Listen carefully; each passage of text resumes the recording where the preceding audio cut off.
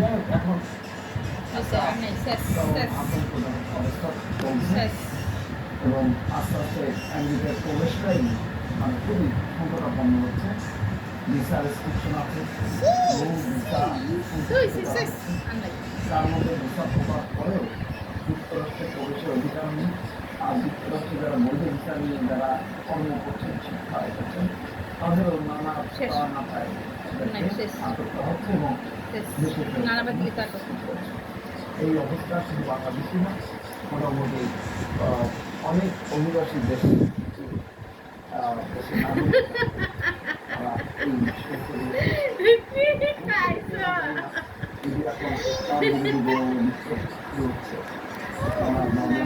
এই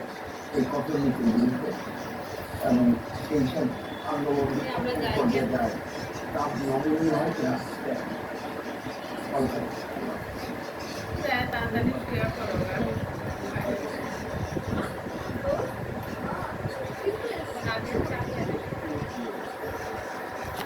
এত মনে হয় খাওয়া হয়ে গেছে কেন আমি